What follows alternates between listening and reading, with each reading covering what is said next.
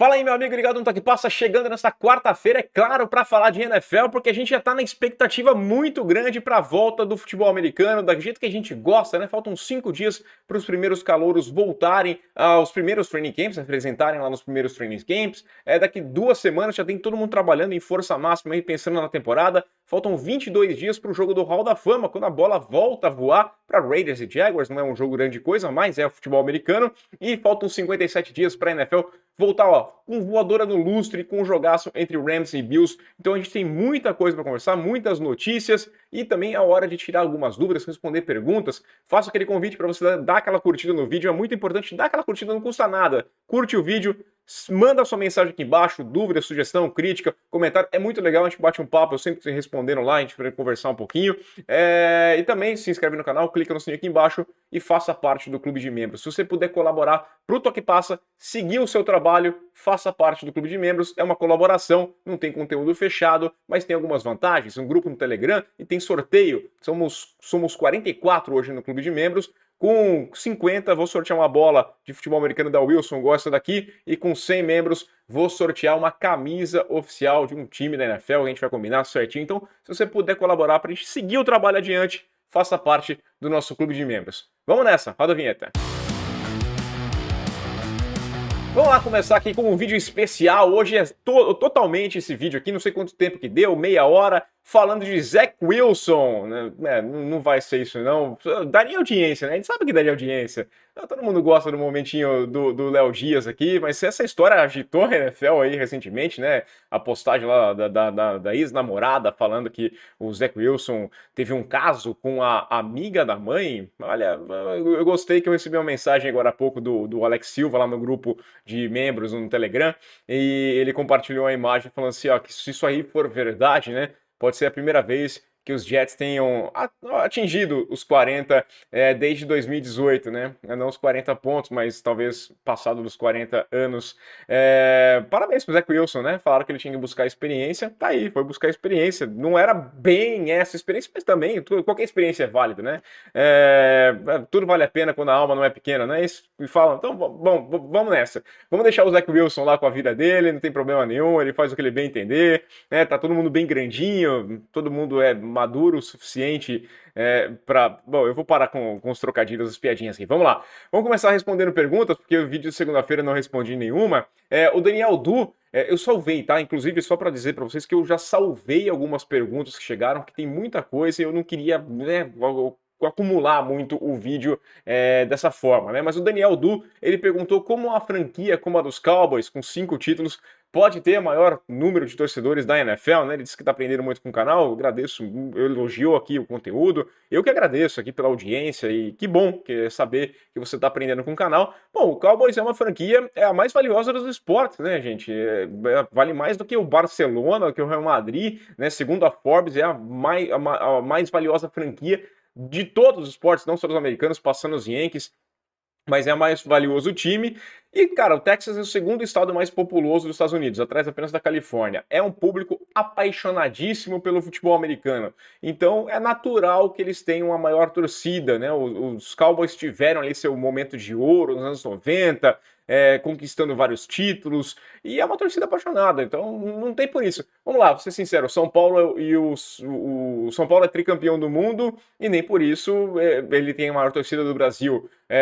Tricampeão da Libertadores, tem o Palmeiras, tem o Santos, tem o Grêmio, tem o São Paulo também, não são as maiores torcidas. O maior campeão brasileiro é o Palmeiras, não é a maior torcida, é o Flamengo, né? É questão de popularidade, vai pegar ali, não adianta, é isso que funciona, e às vezes até o sofrimento traz mais torcedores para lá. O Dallas Cowboys nos últimos anos tem sofrido bastante. O Júlio César, que perguntou sobre o Jay Cutler, né? Ele falou assim, pô, você sabia que o cara é o líder em jardas passadas na história dos Bears? Ele pergunta qual que é a minha opinião sobre o Jay Cutler. Bom, ele é mais um exemplo do péssimo histórico dos Bears, porque com quarterbacks, né? Na história, talvez o Jay Cutler seja um top 5 de quarterbacks da história do Chicago Bears.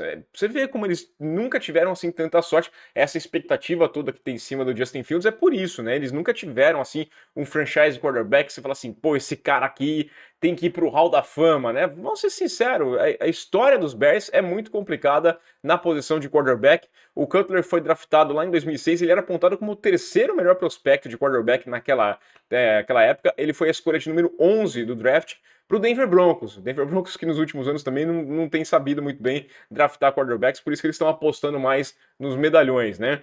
Ele foi trocado lá em 2009 pro Chicago Bears, aí foi uma troca interessante, mandou para cá, para lá, muitas peças para lá e para cá, os Bears apostaram e não foi uma grande coisa não. Ele nunca conseguiu ter, por exemplo, 3 jogos consecutivos com mais de 300 jardas passadas. Foi um cara sempre muito inconstante, ele era visto, e eu entendia dessa forma também, como um cara com um braço bom, com atleticismo, ele não tinha consistência, e me parecia muitas vezes que ele não tinha tesão, ele não tinha vontade de jogar. Era um cara que sempre parecia estar meio que, vamos lá de novo, né? Vamos lá, tem que jogar, então é isso.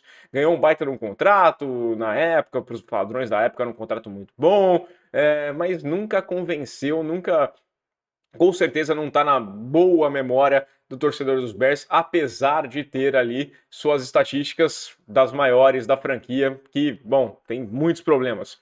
E o Gabriel Coelho, que é membro lá do nosso clube de membros aí do Amigo Ligado no Toque Passa, disse que é fã, deu os parabéns. Pô, eu que agradeço demais aí, Gabriel, pelo apoio que você dá ao Toque Passa. Ele pediu para explicar sobre a regra da elegibilidade para o passe, o motivo dela existir. Bom, o motivo dela existir é meio que para deixar as coisas um pouquinho mais balanceadas, você dá uma oportunidade maior para a defesa também conseguir segurar. Se qualquer jogador pudesse receber passe, aí seria muito difícil você conseguir fazer um sistema de marcação, seria só ponto para lá, ponto para cá, então você adiciona um temperinho diferente, né? Isso aí lá atrás também foi criado uma questão de segurança um pouquinho maior, né? As pancadas que tinham. E agora vamos explicar como é que funciona isso aqui. A linha de scrimmage, você tem que fazer 7 jogadores na linha de scrimmage, né? Na formação ali, aquela linha do snap, você tem que ter 7 jogadores. Apenas os jogadores que estão posicionados nas pontas dessa linha é que podem receber passe. Até peguei essa imagem da NFL Operation, que fica fácil, né? Eles conseguiram fazer um gráfico bonitinho lá, eu não consigo fazer isso, porque ele deixa bem claro que a linha de scrimmage não é só aquele amontoado, não é só o box ali, aquela proteção na frente do quarterback, mas todo mundo que está alinhado na linha de scrimmage. Esse é o fator mesmo, né? Essa linha aqui. Então pode ter um slot receiver posicionado na linha de scrimmage, e ele seria aquela ponta, ele é elegível à recepção, assim como acontece com o tight end, por exemplo, que está na ponta da linha, geralmente do lado esquerdo, né? Para ficar elegível, fora esses caras das pontas, você tem que estar pelo menos a 1 jarda atrás da linha de scrimmage, na hora do snap. Fica mais fácil também se reparar no número da camisa, os jogadores entre 50 e 79 são inelegíveis, são jogadores de linha, né? Na defesa todo mundo pode receber, então os jogadores de defesa têm esse número, eles podem receber, a não ser que também você informe o árbitro de que aquele jogador está elegível, apesar do número da camiseta dele, e também esse cara tem que se posicionar numa posição que seja elegível, né? Nas pontas da linha de scrimmage. Se a bola tocar num jogador de defesa ou então num jogador de ataque que é elegível, todo mundo está elegível, né? Vamos, sei lá, o quarterback tenta fazer o passe, o cara pula ali, o defensor pula, faz um bloqueio. Nesse momento, qualquer um que pegar, se o cara da linha pegar a bola, ele pode pegar e sair correndo com ela, e ele passa a ser um cara elegível, porque não é mais questão de um passe direcionado a ele. Em 2014 e 2015, lá rolou uma polêmica com os Patriots, porque os Patriots estavam fazendo uma jogadinha muito interessante, né? Eles declaravam para o árbitro ali que um jogador estava inelegível, geralmente um running back, né? Um cara mais de trás, e posicionava esse cara na linha de scrimmage, mas, por exemplo, numa situação de slot receiver. Ele estava coberto por um recebedor do outro lado, né? Mas na correria da jogada, você não reparou se ele tá 1 jarda para trás, 1 jarda para frente, como é que funciona isso aqui. Ficava alguém marcando aquele cara. E aí você tirava, né? Na hora que rolava o snap, esse cara não avançava, ele voltava e o defensor ficava assim, e aí, o que vai acontecer? Ia para marcar ele, achando que ele fosse fazer um screen, por exemplo, né? E esse cara simplesmente estava inelegível e deixava a marcação solta para outro jogador do outro lado do campo. Então rolou muita reclamação, era uma brecha que o Bill Belichick encontrou na regra, essa regra mudou, né? A NFL proibiu e passou a determinar que o jogador inelegível ele tem que estar no box, não adianta. Os Patriots jogavam com basicamente 4 jogadores de linha, né? Os 2 aqui do lado esquerdo, o center e um do lado direito, e esse cara perdidão lá que não protegia ninguém, mas puxava uma marcação e permitia o ataque. Quando você tem um quarterback inteligente como o Tom Brady, era muito mais fácil de você fazer essa passagem da bola e as coisas funcionarem. Vamos passar para algumas notícias. Hoje a gente não tem nada muito bombástico, não, mas tem muitas notícias interessantes para a gente comentar. Em primeiro lugar, fala do Heinz Field, né, que não existe mais. O Heinz Field está só nos nossos corações e claramente estará em vários vídeos aqui que eu falarei do Heinz Field, mesmo não sendo mais Heinz Field. A partir de agora temos que nos acostumar com o Acrisure Stadium, né? Esse é o novo nome do Heinz Field, a casa do Pittsburgh Steelers. Eles não vão mais para o grande pote de mostarda, eu não sei como falar, porque a Acrisure é uma empresa de seguros, serviços imobiliários, trabalha na área de cibersegurança, do ciberespaço, gerenciamento de ativos, seja lá o que isso for, entre outras tantas coisas, que não é o ramo de condimento, e eu não sei qual que vai ser a graça no placar, né? Não vai ter mais um pote de ketchup ali espirrando, o que que vai ter, né? Um seguro rolando, não faço ideia. Mas a Acrisure acertou um acordo de 15 anos e vai dar o nome à casa do Pittsburgh Steelers. O Big Ben falou que não vai se acostumar, que não parece real, e não parece mesmo. Imagina o Big Ben passou a carreira dele inteira jogando no Heinz Field. Cara, é estranho, mas a gente tem que ser... Bom, o CenturyLink Field, né? Outro estádio que perdeu seu nome, e eu não vou me acostumar com o Lumen Field também. Mas sempre falo CenturyLink, é da vida, né? 15 anos, quem sabe? Daqui 15 anos a gente ter acostumado com o Acrisure Stadium e estranhando quando for mudar o nome. Vamos ver, eu duvido, mas vai que rola. Passando rapidinho em Boston, porque o Rob Gronkowski só bateu o martelo e falou que não tem como ele voltar, que ele não vai voltar, que ele se aposentou de fato, tá? Ele não é mais jogador da NFL, que não vai cair no canto, lá na sedução do canto da sereia do Tom Brady. Até comentou que o Drew Rosenhaus, né, o ex-empresário dele, não sei qual é a relação que ele tem ainda, disse que achava que ele poderia voltar eventualmente, mais pro fim da temporada, se o Brady chamasse, em uma condição de playoff, mas ele falou que não, agora é questão de acabou de vez, pendurou as chuteiras ali, parou, vai se preocupar com os negócios, está ajudando aí o irmão dele, a família que tem um monte de empresas, então ele vai entrar nessa área e acabou o futebol americano para ele com certeza. E por falar em Boston, em New England Patriots e em grandes jogadores, temos que falar do N'Keal Harry.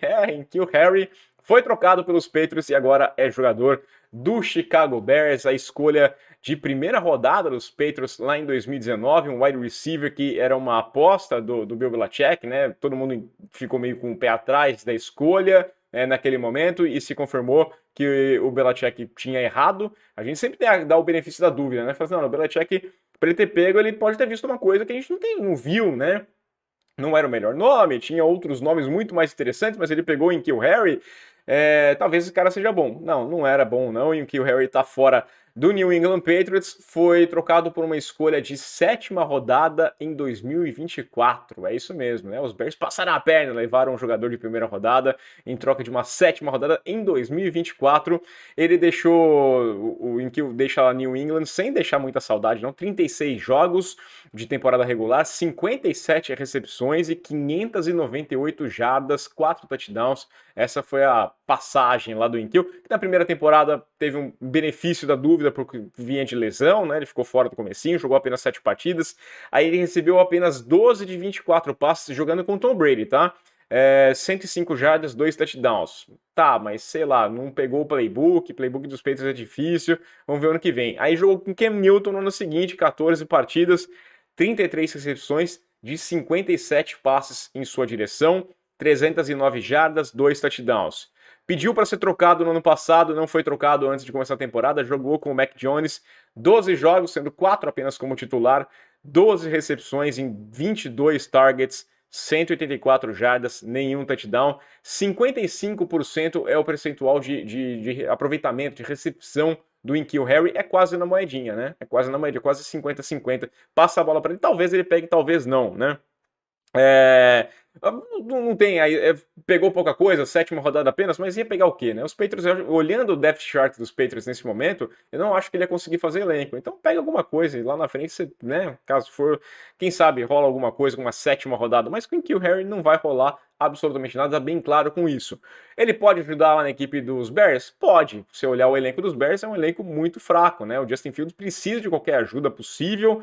O Darnay Mooney é o principal recebedor, né? Foi o principal recebedor na temporada passada. Acho que vai seguir dessa forma aqui. Eles trouxeram o Byron Pringle, o Economist Sam Brown, o Dante Pettis, pegaram o Velus Jones Jr. lá no draft. Então o N'Keal vai competir com esses caras por algumas jogadas a mais, por posição dentro de campo. O N'Keal Harry é um cara que sempre foi destacado como um bom bloqueador, protegia muito bem, mas ele não é tight end, ele não é offensive lineman, então sei lá, né? Bom, quem sabe ele ajude, porque precisa, o Justin Fields precisa de ajuda, e eu torço. Calou, o cara, não deu certo, não funcionou. Talvez ele não era uma escolha de primeira rodada. Isso pode ter colocado uma pressão a mais para ele. Agora, em outro lugar, com outra forma, talvez as coisas deem certo. Tomara que funcione pro N'Keal Harry, que ele tenha uma vida boa lá e que ajude também o Justin Fields, que precisa de muita ajuda. Nessa terça-feira também tivemos a apresentação do Baker Mayfield lá na equipe dos Panthers, a informação de que ele chega para disputar a posição com o Sam Darnold, que não tem um favorito para ser o titular na semana 1 contra a equipe do Cleveland Browns, né? Eu quero muito que seja o Baker, porque eu quero ver o Baker contra os Browns, mas convenhamos, né? Por mais que o Darnold hoje receba mais do que o Baker na equipe dos Panthers, você já sabe que o Darnold é isso, né? E ele não agradou. Eles foram atrás do Baker porque o Darnold não agradou. Então eu acho que o Baker vai acabar sendo titular. Eu falei aqui no vídeo da segunda-feira que sexta-feira é o prazo final também para a gente ter os jogadores que receberam a franchise tag ganhando novos contratos, né? E a situação do Orlando Brown, tackle lá da equipe do Kansas City Chiefs, não é das melhores, né? As informações que chegam é que o representante do jogador, inclusive, falou que as conversas não avançam, né? O noticiário é de que o Orlando Brown quer receber como um top do left tackle, a posição que ele jogou na temporada passada, que ficaria ali na casa dos 23 milhões de dólares, mas os Chiefs estariam oferecendo perto do topo do que acontece com o right tackle, né, que é a posição original do Brown, que seria na casa dos 19 milhões. Então esses 4 milhões de dólares seriam um problema aí nessa conversa. Se ele não receber um novo contrato, a tendência é que ele faça um holdout, que ele fique de fora durante todo o training camp, talvez perca jogos no começo da temporada, né?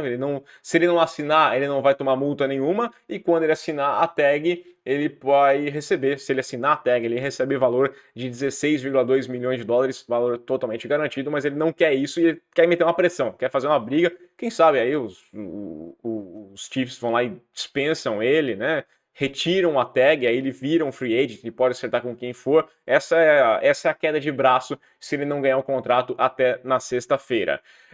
Vamos fechar aqui falando dos 49ers. Inclusive eu quero até falar aqui, porque muita gente veio falar que eu não coloquei os 49ers na minha lista dos maiores franquias na temporada no vídeo passado, e eu deixei bem claro, né? Eu falei várias e várias vezes dos 49ers, fiz até a enquete lá no YouTube, né? Na parte de comunidade, perguntando a maior franquia, e eu tinha espaço para 5 times, então eu coloquei lá Packers, Cowboys, Steelers e Patriots, e coloquei uma outras, para justamente falarem. Não tinha como eu colocar todas as franquias, né?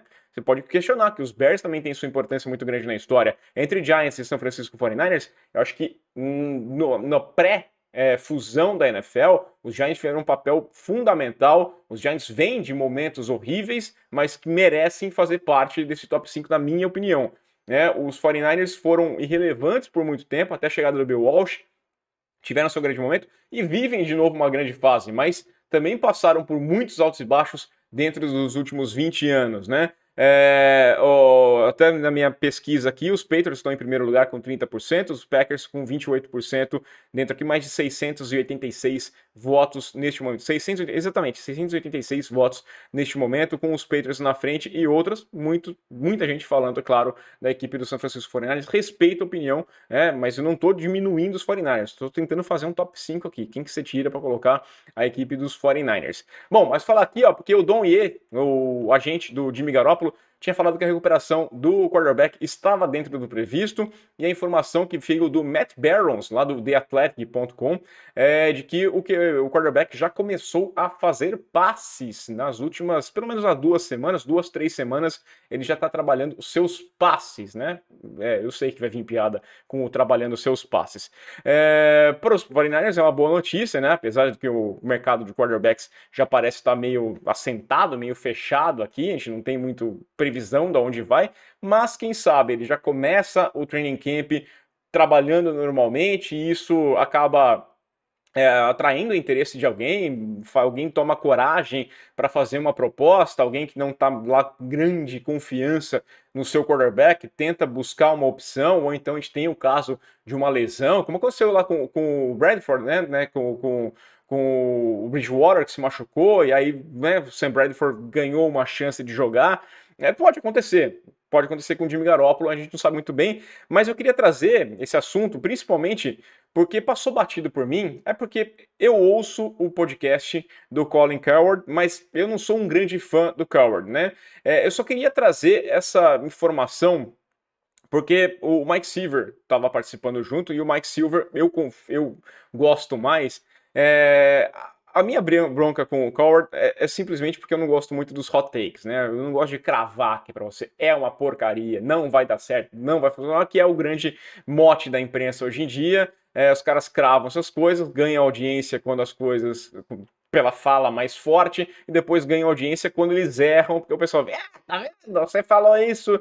E o cara tá feliz, porque ele tá tendo cada vez mais audiência. Então eu não gosto do hot take. Eu tento fazer uma análise e falar a tendência que eu acredito que possa acontecer.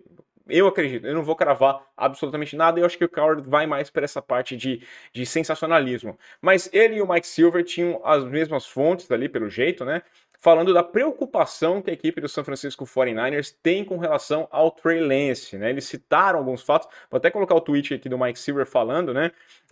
Que tem um pé atrás da comissão técnica dos 49ers com relação à precisão dos passes do Lance e também do release dele, né? Falou que o release dele é feio, eles estão tentando trabalhar e mudar esse release, não só esteticamente, mas não é um release bom de se ver. Que atrapalha, é claro, a precisão, e nesse trabalho todo ele tem sofrido com fadiga no braço, né, um cansaço extremo, aí o cara não consegue fazer os passes, tem precisado de dias de descanso, e essa é uma preocupação que tem ficado na equipe dos 49ers, por isso eles pensariam em manter o Jimmy Garoppolo lá no elenco também, porque talvez o Trey Lance não seja aquilo que eles imaginaram na hora do draft. Vamos lembrar que eles gastaram 3 escolhas de primeira rodada para pegar o Trey Lance, apostaram, viram um jogador com teto alto. Inclusive o Mike Silver faz questão de ressaltar isso aqui, ponto positivo, que é a inteligência, falou que é uma inteligência de elite, a força no braço, a habilidade atlética e a expectativa de um teto alto, porque era um cara que a gente sempre avaliou como um jogador cru no college football, que tinha muito espaço para crescer, mas tem que desenvolver. É como funciona na física, ele tem o potencial, esse potencial pode desenvolver ou não. Esse seria o caso do Trey Lance. O Mike Silver fez até questão de ressaltar, o que a gente tem batido bastante na tecla há um tempo aqui no Toque Passa, né? Que em alguns pontos da temporada passada, o Kyle Shanahan teve tudo para colocar o Lance para jogar, né? Eles estavam com uma temporada de 3-5, então meio que as coisas não estão dando certo, 3-5 neste momento, já meio da temporada campanha negativa, talvez eu não seja um time, então bota, cara, gastei 3 escolhas de primeira rodada, vou botar o cara para jogar, para pegar experiência e também para mostrar que veio, né? Tem que confiar nesse jogador, e foi pelo contrário, ele manteve mais o Jimmy Garoppolo e ele até tirou um pouquinho daquele espaço que ele tinha prometido que o Lance teria, né? Muito se falou do esquema com 2 quarterbacks muitas vezes, e você mudar aqui, mudar lá, e a gente foi percebendo o Trey Lance perdendo espaço no ataque da equipe dos 49ers conforme a temporada foi caminhando, o que geralmente é o contrário. Quando você tem um time que você gasta bastante, pega um cara na primeira rodada, gastou bastante por ele, e tem um quarterback que não é uma unanimidade, você, em algum momento, você vai mudando a chavinha e vai virando mais para esse cara. E aconteceu justamente o contrário nos 49ers. É bom você dar mais tempo de experiência. Sempre defendo isso aqui, o cara não ser titular no primeiro ano. Mas geralmente esse é um movimento que a gente vê, e esses reports dos treinos preocupam, porque o Mahomes lá com o Alex Smith quem acompanhava os treinos da equipe dos Chiefs falava que o garoto tinha um bom potencial e que estava agradando bastante. Então, quando rolou a troca do Alex Smith, o pessoal falou assim, não, mas é porque eles estavam bem contentes com o que rolava com o Mahomes, né, nos treinamentos. E vindo um reporte ao contrário, vindo que tem essa preocupação, a gente fica realmente com o pé atrás. Já disse, não vou cravar nada. Acho que ele tem um baita no potencial, gostava dele como prospecto, achava mais interessante pegar ele do que apostar no Mac Jones, que parecia um cara mais pronto, mas que era meio que aquilo. Mas a gente tem que ver como é que vai evoluir. Draft é isso, draft é chute, você não tem a certeza do que vai acontecer. Talvez o erro tenha sido gastar 3 escolhas de primeira rodada para subir para pegar o cara. Mas se você tinha confiança naquele momento, vale o movimento, né? Vale o movimento. Apostaram, vamos ver como é que vai acompanhar. A gente vai seguir acompanhando. Preocupação grande, claro, pelo investimento que foi feito. O time dos 49ers me parece uma equipe pronta para sonhar mais alto. Chegou na final da conferência no passado com o Garoppolo fazendo o simples. Não é só questão do jogo corrido. O Garoppolo, ele não precisa tentar o passe de 50 jardas. Esse time dos 49ers funciona muito bem com aquele passe um pouquinho mais colocado. No meio, um passe para o Deebo, que ganha com as pernas, para o Ayuk, que ganha com as pernas, para o Kittle, que ganha com as pernas. Então um passe mais curto e o cara vai... O ataque vai andar porque eles vão ganhar jardas depois disso. Se o Trey Lance tiver problemas de precisão, não conseguir fazer esse passe curto, não vai funcionar só o passe longo. Não vai ser essa situação. E aí, às vezes, você vai perder um time que parece pronto e que precisa daquela pecinha a mais, que é um cara... O Garoppolo não parece capaz de dar esse passo além para conquistar o título. Se não for o Trey Lance, talvez você perca toda uma geração por ter apostado errado naquele momento, naquele quarterback. Essas são as minhas opiniões, essas são as notícias e as minhas opiniões. Quero saber as suas dúvidas, questões, mande aqui embaixo, participe do que passa. A gente volta nessa semana ainda. Aquele abraço.